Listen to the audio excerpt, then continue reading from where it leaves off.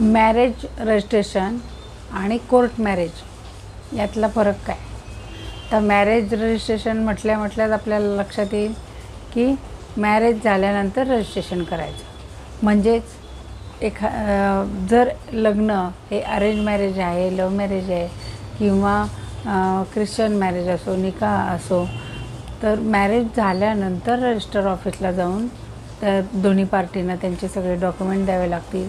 लग्न झाल्याचा पुरावा, फोटोज आणि आईवडिलांच्या सह्या किंवा त्या ज्यांनी लग्न लावलं त्यांच्या सह्या असं करून तिथं तुम्हाला नोंद करावी लागते. आणि नोंद केल्यानंतर तुम्हाला 1 महिन्याच्या आत मॅरेजचं रजिस्ट्रेशन सर्टिफिकेट मिळतं. आता कोर्ट मॅरेज म्हणजे काय? तर कोर्टात जाऊन मॅरेज करायचं. आता ते कलेक्टर ऑफिसला जो मॅरेज रजिस्टर ऑफिस असतं त्याच्याकडं जाऊन करावं लागतं. तर हे जनरली स्पेशल मॅरेज ॲक्ट खाली होतं. आणि हे अशा प्रकारचे जे जनरली लव्ह मॅरेजसाठी होतात की ज्यांच्या घरात विरोध आहे अशा लग्नांना, की त्यांना न कळवता इथं लग्न केलं जातं.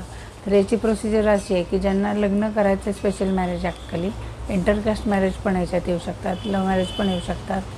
तर त्यांनी तिथं ॲप्लिकेशन करायचं मॅरेज रजिस्टर ऑफिस, कलेक्टर ऑफिसला जे असतं त्यांच्याकडं. ते त्यांनी सांगितलेले सगळे डॉक्युमेंट तिथे जमा केले की त्यांच्या नोटीस बोर्डवर लावलं जातं. पॅरेंट्सचे नाव असतील तर त्यांच्याकडं पाठवलं जातं. आणि 1 महिन्यानंतर ठरलेल्या तारखेला जाऊन तिथं जे 2 विटनेस ते जे लग्न करणार असतात त्याच्या रजिस्टर ऑफिसमध्ये जाऊन त्यांना ते परफॉर्म करावं लागतं, माळा वगैरे घालून. तर असा हा 2 वेगवेगळा फरक आहे की हा लग्नानंतर होतं आणि हे मॅरेज त्या ऑफिसमध्येच होतं. याला वैदिक विधी काही नसतात.